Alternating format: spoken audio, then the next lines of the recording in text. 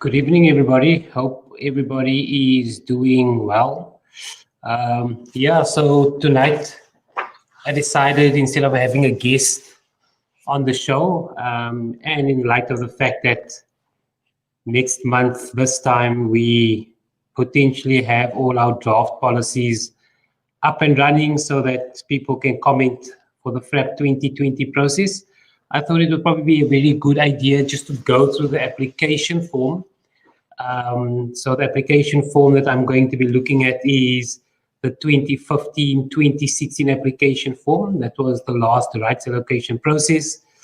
And I need to also say that I'm looking at this application form, bearing in mind that it can substantially change. The draft that might come out in next month this time might be considerably different, or it might be considerably the same. But I just want you to bear in mind that a lot of the applications and the policies might change. So I'm going on 2015-2016 application form because that's what we have at our disposal. And I just thought it would add a little bit of value to those that are planning to apply for FRAP 2020. So for those of you that don't know, my name is Miles. I have a small consultancy in the fishing industry, and I'm just doing this to educate the SA people about the fishing industry because I enjoy it. So we're going to look at the application form, and I've got it in front of me. I'm going to share it with you on my page while we chat about it. Firstly, we just also must bear in mind that the policy, the application form is read with two very important policies. The one policy is the policy on the allocation of the fishing rights. I'm going to just give you a brief of what that is. And then also the sector-specific policy. What this means is sector-specific is each sector that is up for renewal. Those are the sectors that will have policies according to their sectors. So I just want to share with you all the sectors that are up for renewal currently for the fishing rights, for this current fishing rights process. Let me just show you here. Right. So FRAP 2021. We all know that on the 31st of December 2021, the fishing rights allocation process, that's when all the fishing sectors expire and the state will have to reallocate it. The sectors that are up for renewal are these 12 sectors.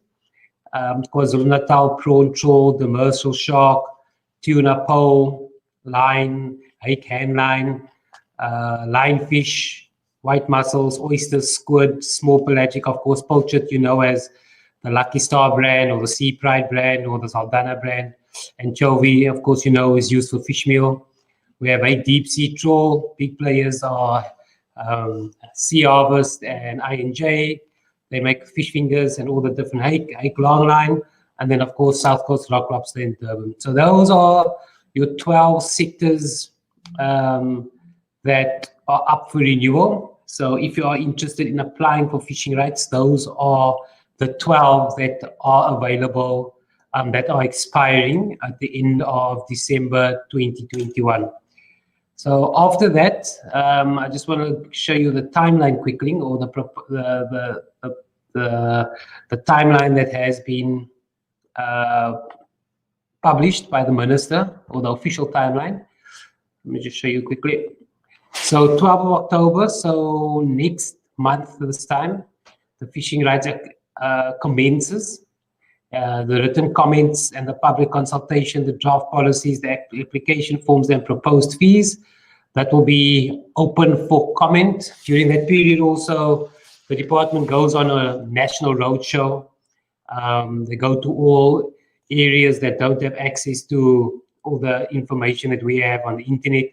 And they go do road shows explaining to the fishing communities how do they apply, what can they apply for, where can they apply. So they do some awareness and education campaign. And then next year, 2021, February, that's when the FRAP applications open. So it means that between the 30th of November and the 1st or the end of January, that's when the department will have to consider all the various comments and consultations with various stakeholders and fishing industry experts.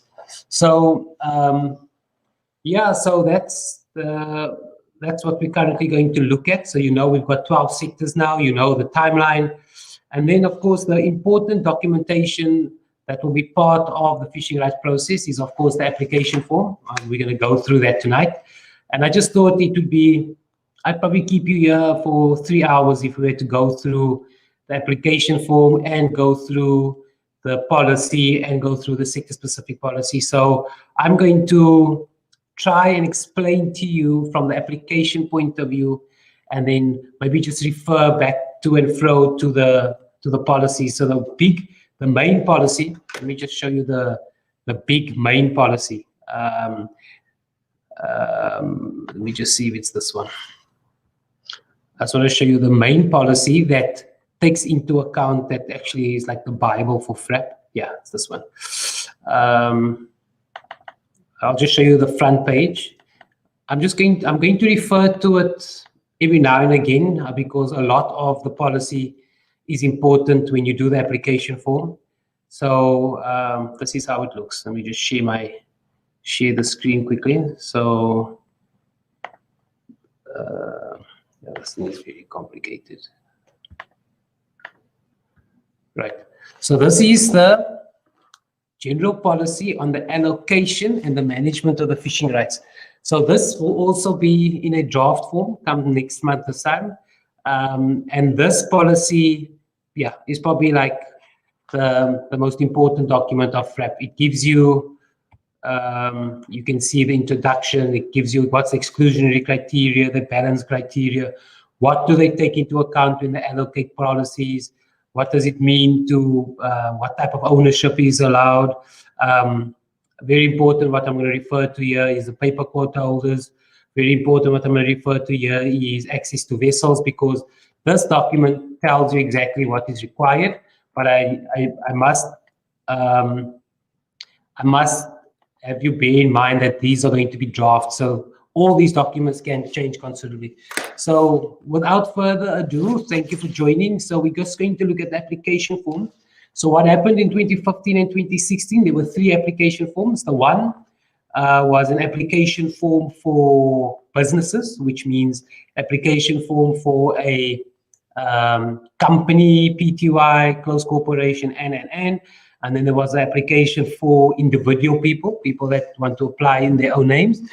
And then also there was an application form for FPEs, which is a food processing establishment. In a nutshell, it's also a right, which means that you can only process at a factory that has a FPE right. So that's also a 15-year right. But I mean, that's explaining very, very short. It's much more detailed than that. But let's go to the application form, and then yeah, let's just see what is interesting in the application form. So let's go to application form and let's share it. Right. So this is how the application form looked in 2015, 2016. I don't know if you can see it. So what it means is that you can see here the date 2015, application for entities, fishing rights allocation process, and FRAP 2015, 2016.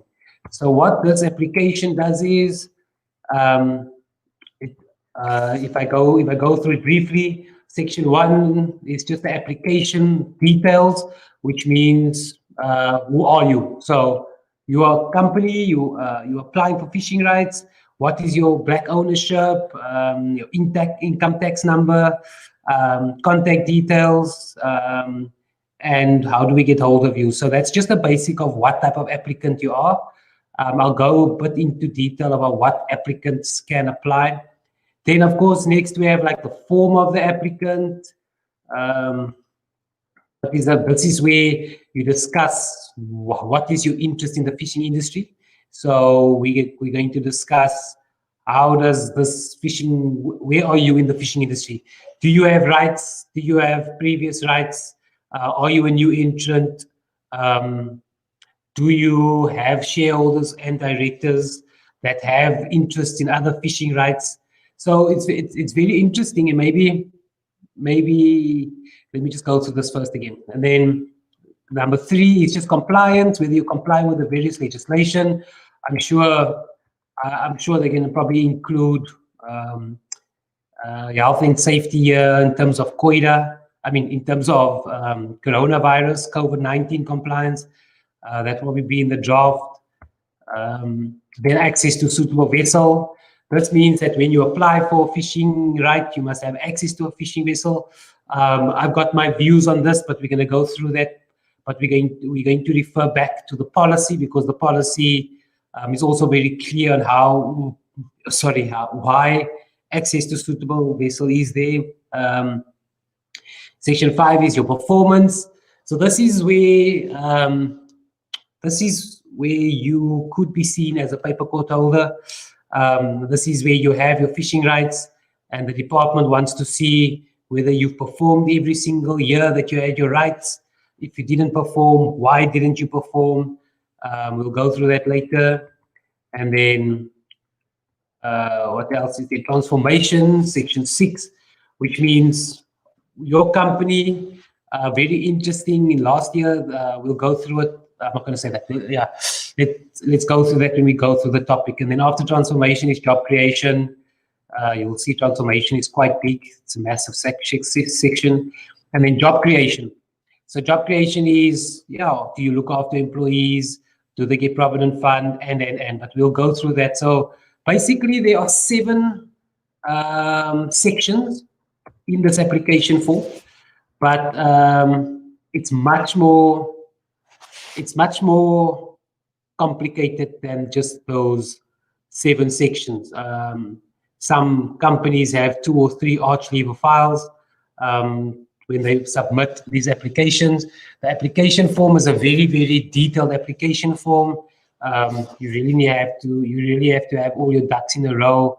You really have to have all your information accurate. But I think if we go through the application form, I think it's going to be easier for you. So let's just do the application form quickly. There's the whole thing move. Just hold on. I just need to figure out how we can make this work properly.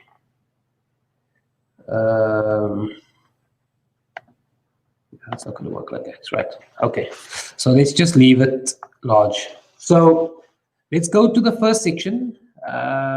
So just bear in mind, there are 3 categories in 2015, 2016. There were 3 categories of applicants. There was a category A, category B, and a category C.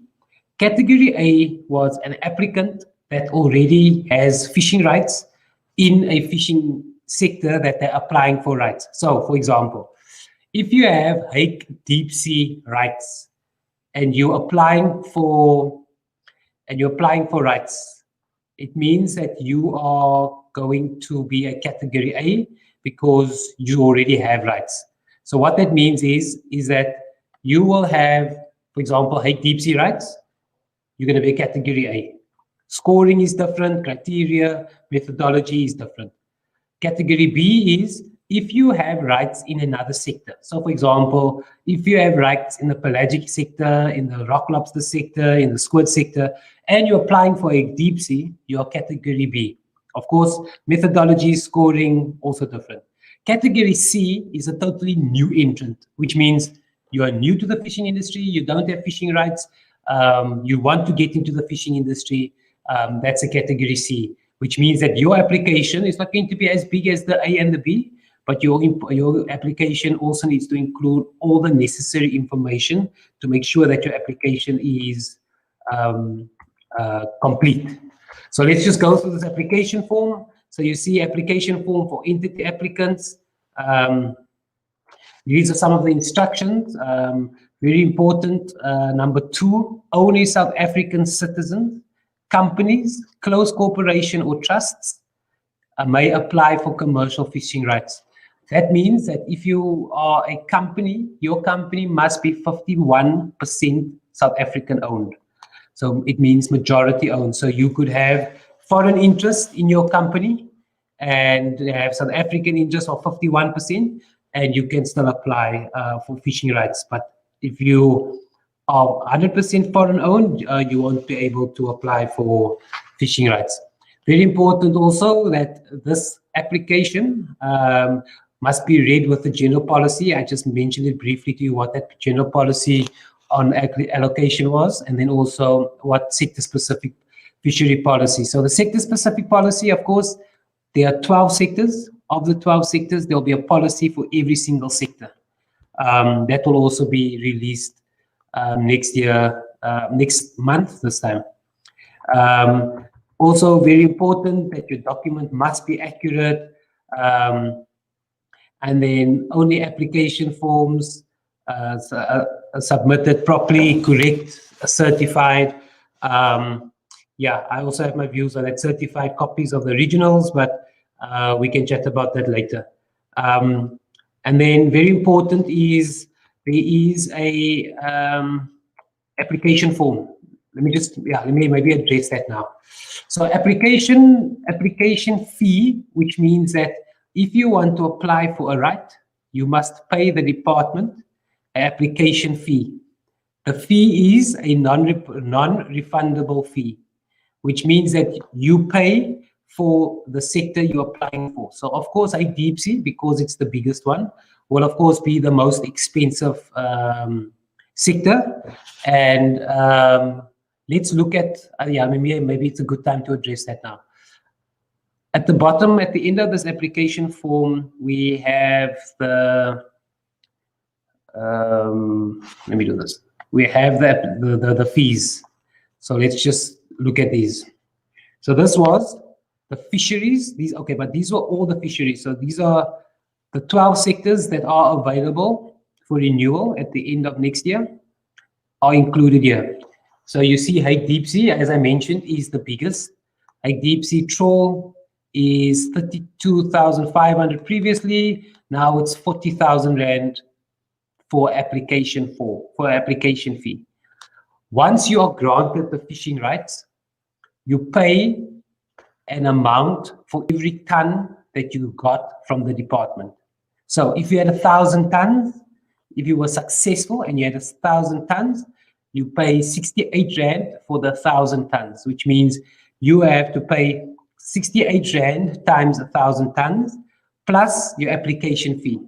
So I'm not saying that this is going to be the same for this for the season. It might be different. I would think it probably will be different, because if the department's wish is to make it more inclusive or to make it more accessible to most South Africans, then 40,000 Rand will only be available to big companies. So that's just a view. We will of course have to see. Those fees will also be part of the draft.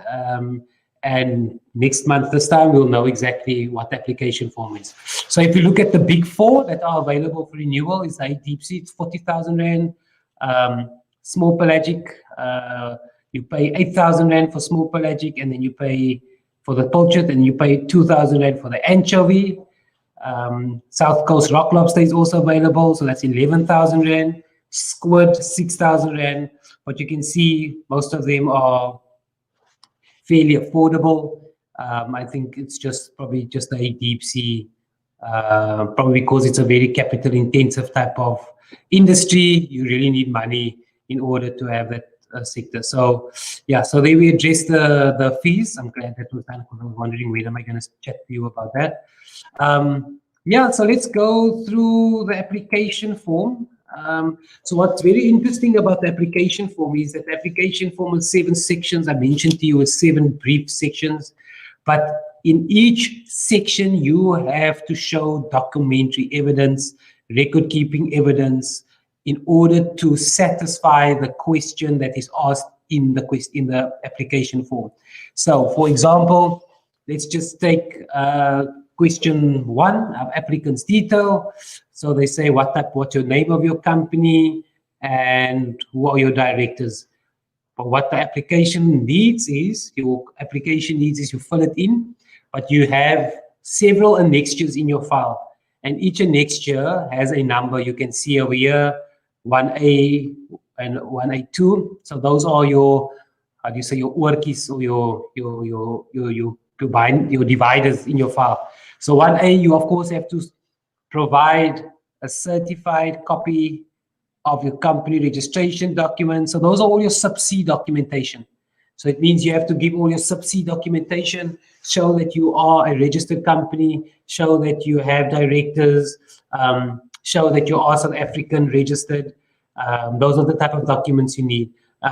In those questions also you need BE certificate, you need a COIDA certificate, you need a tax clearance certificate, you need the identity docs of your directors. So all those documentation is required in your application when you do it, when you fill in the application form. So the application form might seem very small. It's got 7 sections. I mean, someone can look at it and say, oh, it's only 7 sections. But once you actually do the application form, it lands up to an Archnever file worth of information. So that is the application details. So this whole section over here will show you what is required, as you can see there.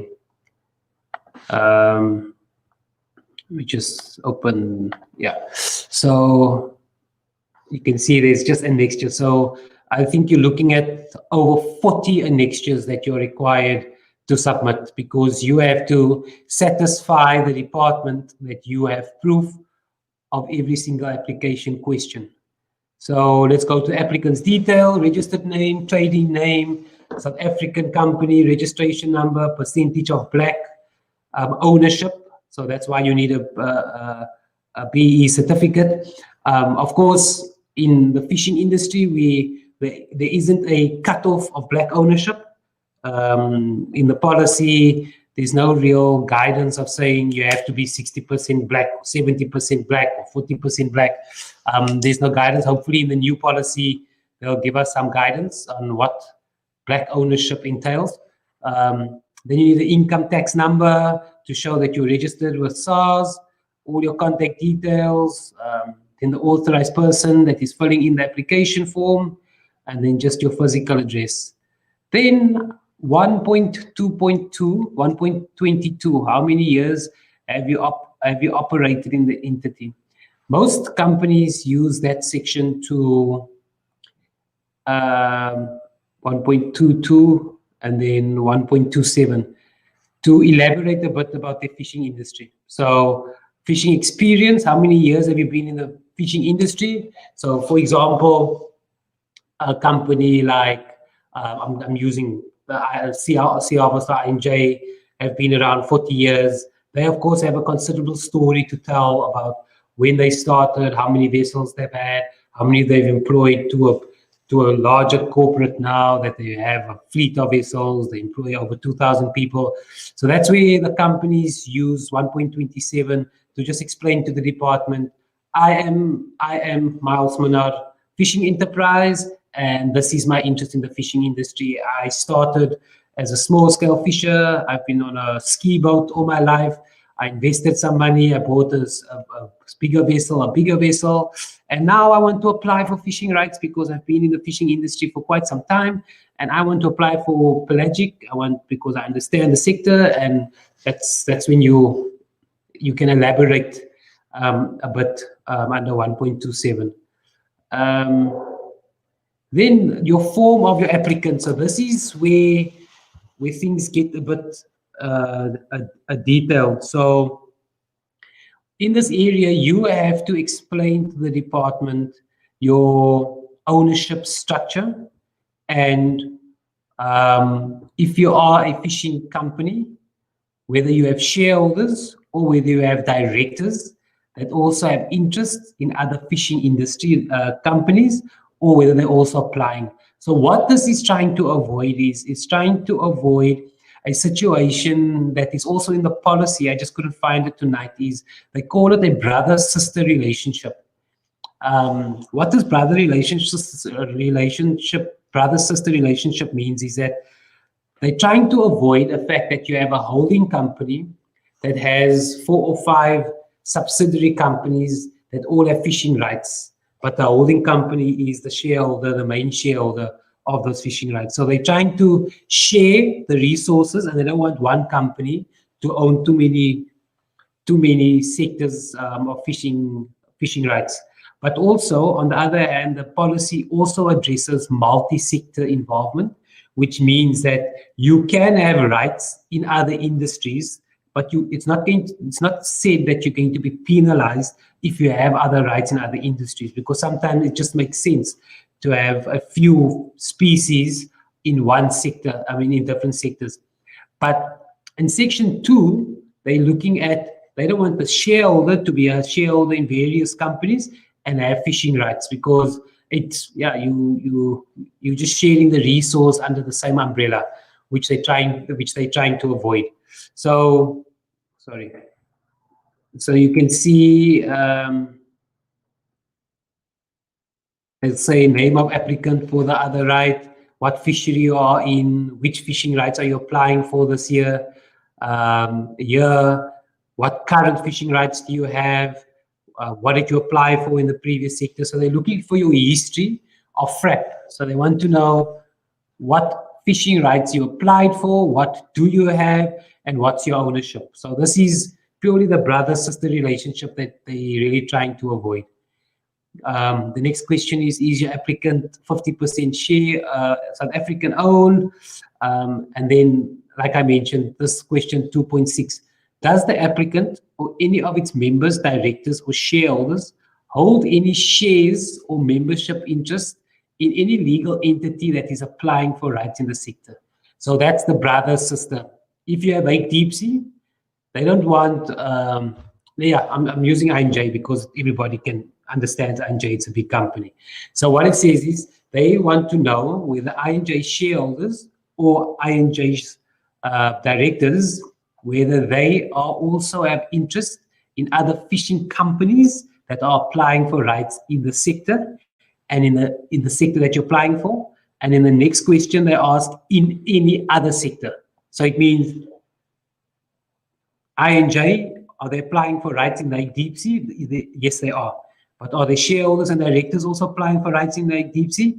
That's probably very important, that a company must have some form of disclosure form for the shareholders and the directors, because what is very dangerous is that if a director or shareholder does not disclose this to your applicant, and your application, and the Department of Labor, Department of Fisheries decides to audit your application form, and it finds out that your shareholder or your director has an interest in a fishing right, you could end up with a lot of trouble with your application. So I suggest that companies must have a disclosure for the fishing industry, for the directors and the shareholders. Then of course they're going to ask you for your annual financial statements. This is more just the money part. Where did you get your money from? So then I mentioned also the compliance section. I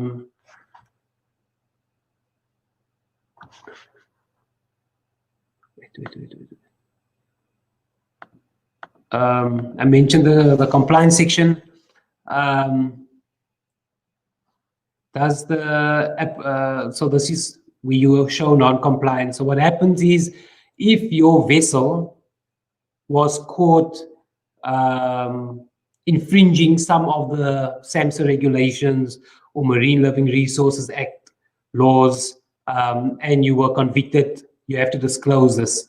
So it means that a shareholder, a director that has been charged criminally, has been in any trouble with the law, needs to disclose this. And that's why it's very important for companies that have that want to apply for fishing rights, that they have a shareholders and a directors disclosure document, and stating they have to disclose all that information, because it can come bite you back if you don't disclose it.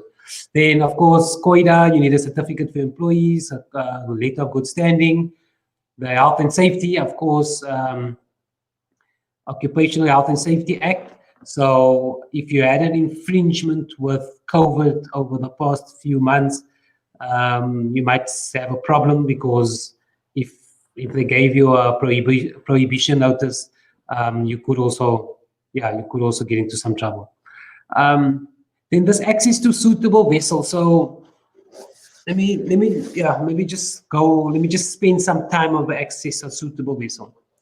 So in terms of the policy, what the policy's intention is that they want you, when you apply for a fishing right, to have access to a vessel.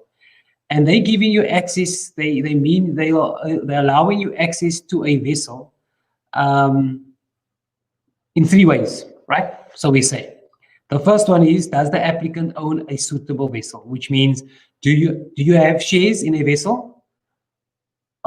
Yes or no, more than 50%, right? That means that you have access to a vessel, which means that if you apply for rights in pelagic and you have access to a pelagic vessel, or you have ownership or joint venture in a pelagic vessel, then you can tick yes. Does the applicant have a 50% ownership in a suitable vessel? Yes. Does the applicant have a part ownership in a suitable vessel? You answer that question. Then, does the applicant have an access agreement in a suitable vessel?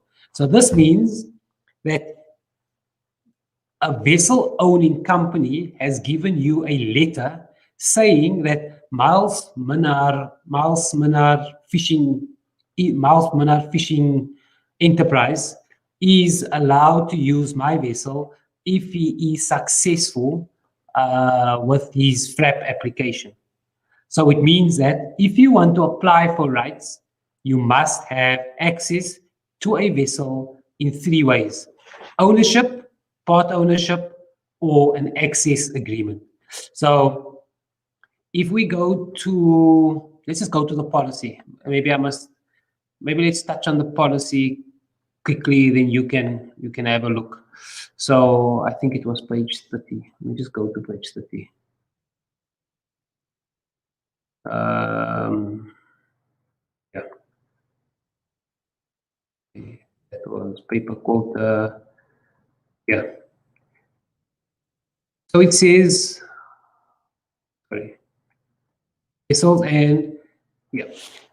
and fishing effort. So that is the policy, but just bear in mind that this might change, because in the draft, these things might change. An applicant may be required to demonstrate a right of access to a vessel suitable for harvesting the specific species that you're applying for, have access, ownership, or charter agreement or bank guarantee, and it must be a South African vessel. It must have not have been infringed any laws. And it says here, the department will require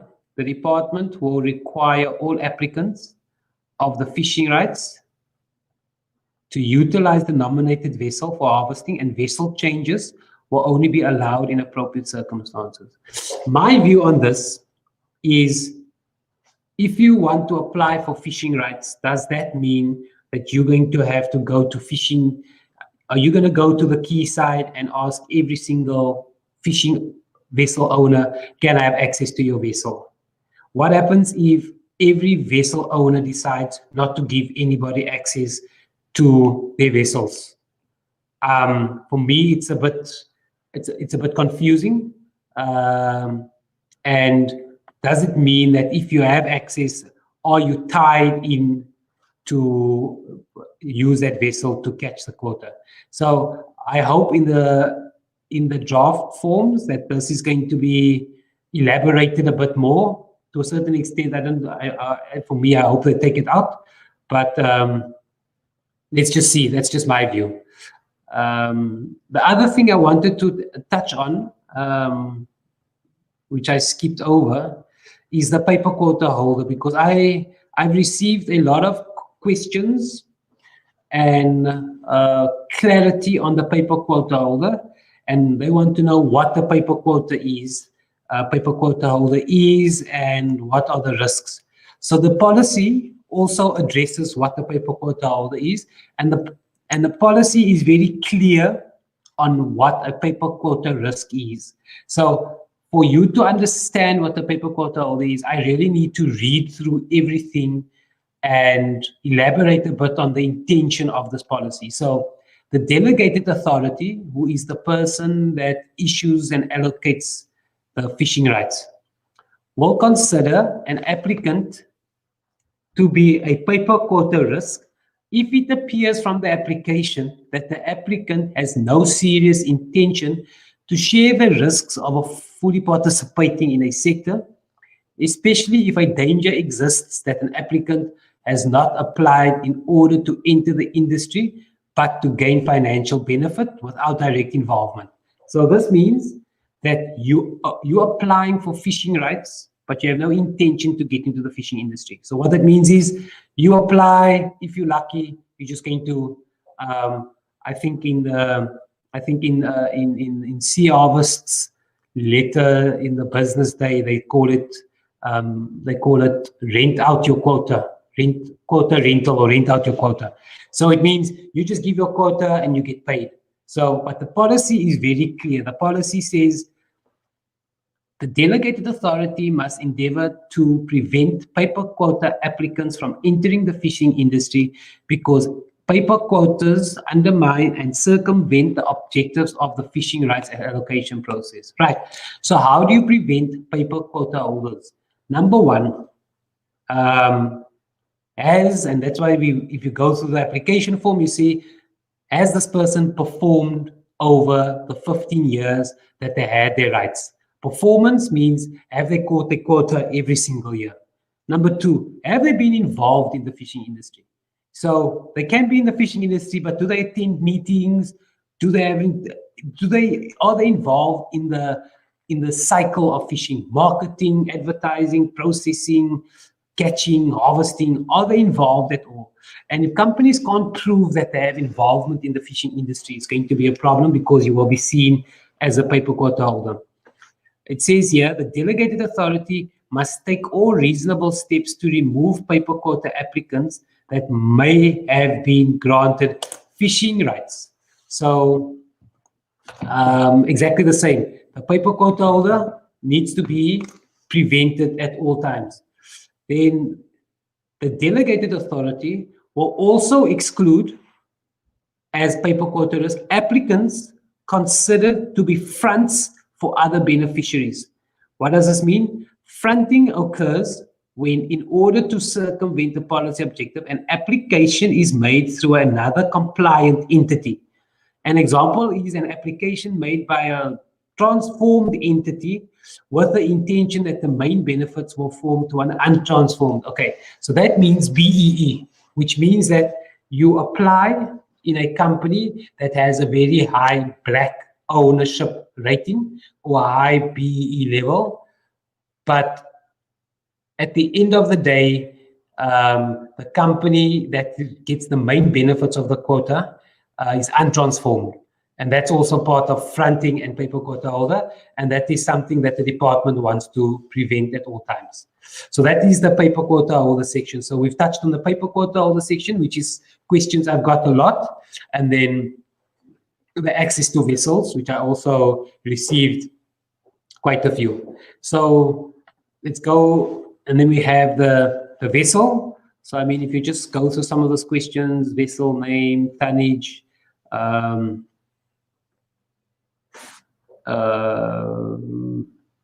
yeah, those are just like just some interesting information, the value of the vessel, and then performance. This is section 5. Sorry. And the performance is your quota. Did you catch your quota? Did you catch it every year?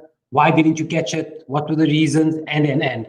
So that's also a manner in finding out who paper quota holders. Then we go to the biggest section of the application form. And this is, of course, transformation. So what does this mean? Transformation is, how does your company look? Transformation. How does your company look? Employment equity. And very interesting, what they do is they say, you got your quota for example, let's go like deep sea. You got your quota in 2005. You had a certain profile. You had a certain transformation profile, black ownership, your equity, your executive structure, your shareholder structure, your middle management structure. Now, after 15 years, can you please show us how it looks?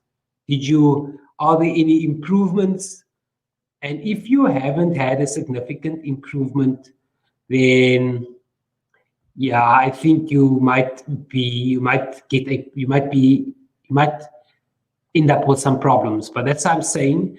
The transformation and the BEE, there's no real guidance in terms of the policy, so we're just going to have to wait for next month to start. So let's just go through some of it.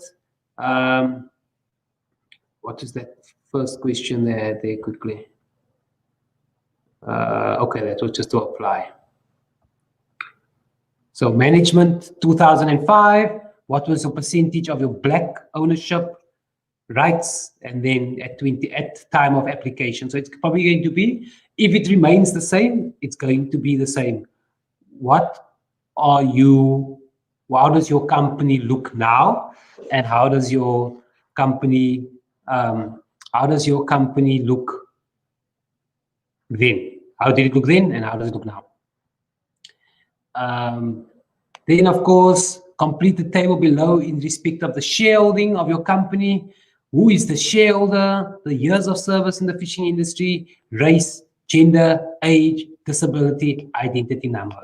So you see, it's really, really detailed on what the Department of Fishing is looking for. It's really, if it remains the same, these are really, really big applications. Then they also want to know what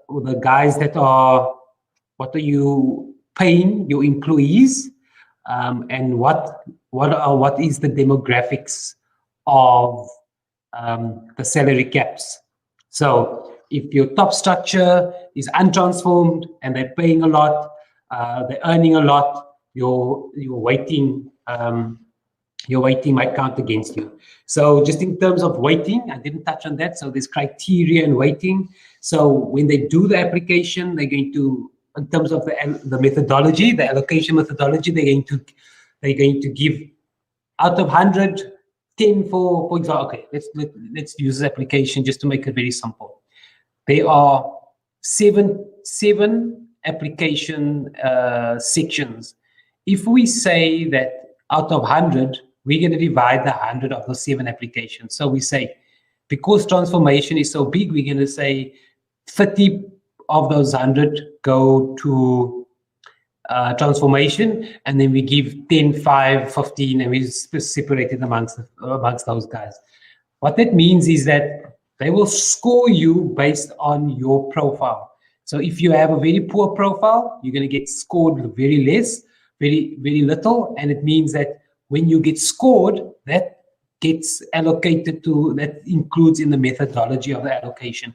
It's much more complicated than that, but I rather want to wait for the draft before I discuss methodology. It might just become a bit more confusing.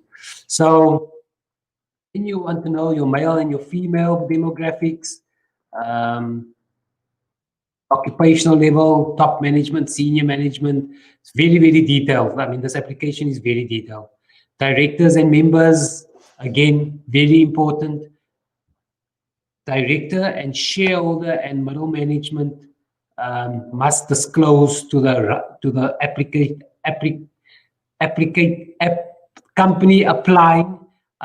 They need to disclose any crimes, whether they're applying for rights, any interest in other fishing industries, because if you get audited, you might just have a problem. Corporate social investment, of course, they also want to know if you are in an area like St. Helena Bay and you're a company, what are you doing in the community? Do you have CSI projects? Proof of those CSI projects. If you haven't done anything now, I suggest you do it. Get the pictures, of what you've been doing with your profit. A very important question is what percentage of your net profit you spend on CSI. So, for example, a massive company like Oceana that make billions, how much percentage of their net profit is spent on social investments? Very, very interesting. Affirmative procurement, of course, we all know that. If you look at the BEE codes, that's very important. It means that are you procuring majority Black-owned companies? You're also going to get scored more. Based on the old policies, we have to wait for the new policies. And then also, where are you active locally, local economic development? Employment equity, yeah, do you have equity plan? You have to include the plan, skills development. This is all very employee related. So the employees you need to show that you're looking after your employees. Yeah, and you have to show proof. So I suggest you start looking for that information. Enterprise development, what are you doing? Are you getting what they call it, apprenticeships? Are you getting learnerships? Are you getting the points? This is all for employees. So you can see that Section 6 and Section 7 is the bulk of this application, because Section 6 has got transformation and Section 7 has got job creation and got to do with employees. So there's a lot of information that you need to include for job creation and employees. And of course, the weightings of these criteria, once they are made public, you'll be able to see what's important. So does the applicant contribute to medical aid, pension fund, employees safe?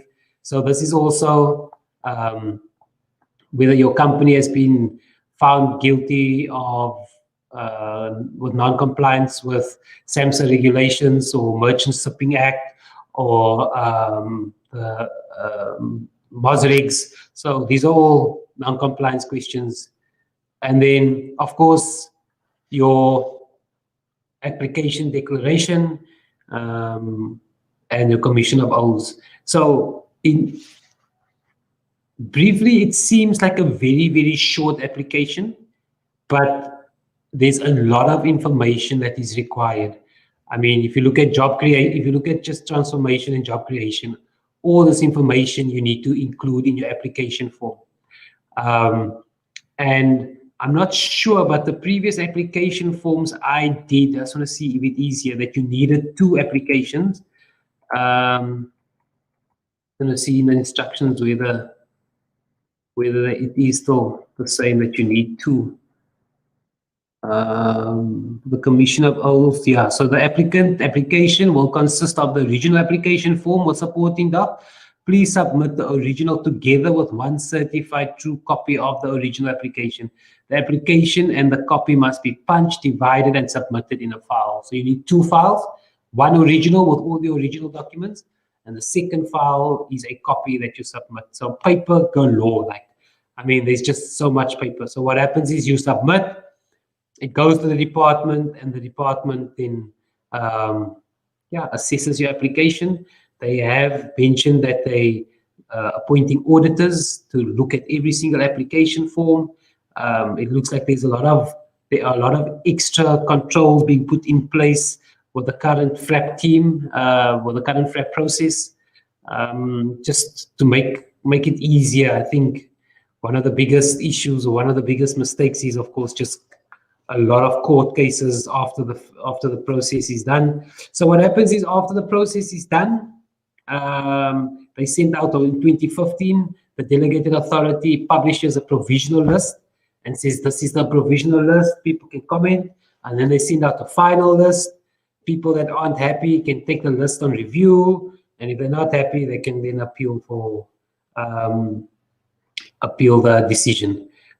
So we all know that the fishing rights are valid for a period of 15 years.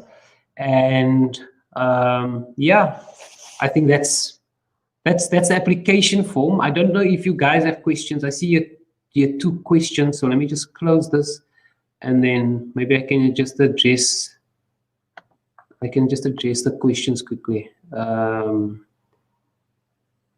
What's that there? Okay. Let's see what this guy said. Sasiko says, does having zero experience in the fishing industry or having directors who all don't have experience in the fishing industry affect the application in any way? So Sasiko, thanks for the question. Of course, as a new entrant, and if you want to get into the fishing industry, you will be rated according to a category C, who is a new applicant. So it won't have a major impact on your application, because if you want to get into the sector, you'll just say you can't be scored exactly the same as a company that has been in the fishing industry long, for like a Sea Harvest or Oceana. So if you want to do your application, you fill in your application form. Like I said in section 1.27, maybe you could just elaborate why you want to get into the fishing industry. Maybe your father was in the fishing industry, or maybe you have a love for fish, or maybe you just have a love for eating fish. So, so Sisiko, you can, fill in the application form. I don't think it will have a negative impact on your application forms. Let's see the next question. Yeah, you're just 2 questions. How can we get a vessel to ensure that it has not been involved in any infringements, or would we need to get the partner to sign the document? 100%. And that's my advice I give to some of the people. It's exactly the same as I said for the fishing industry directors and shareholders. You have to have a disclosure form to show that you guys have correct information. So if you do get the vessel, you need to at least just have a document to the vessel owning company and asking the vessel owning company, please just confirm whether you have had any fishing transgressions, and if so, please disclose. So it would not be advisable to use a vessel that has any infringements. But you have to confirm it from their side. So guys, that was perfect, exactly an hour. I must say it's very difficult to go through these documents in an hour, because there's so much you can chat about in every section. So I think maybe next week I'll go through the policy.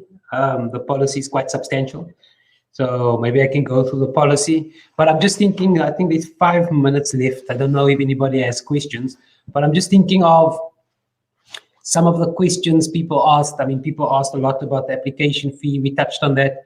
People asked a lot about paper quota holders. We touched on that. People asked about the vessel. We touched on that. You guys, you know what my view is. What else is there? The applications, when they open, the timeline, we touched on that. Also, what are the species available, the 12, we've touched on that. So, like I said, at the end of December 2021, all the rights go back to the government. They are then the owner. They then take each and every application form on their own merits. Category A, current right holders. Category 2, current right holders, but in other sectors. Category C, brand new entrants. And then those entrants, they look at each one of them and they discuss the methodology of the allocation methodology. So I mean, if you have any questions, if you want any of the documentation, I think most of them are on my website. You can just, I'm sure if you just Google somewhere here, it will be able to find the website. But if you have any questions, you're welcome to ask me via email or via this clip. So hopefully next month, this time, we will have all the policies up and running.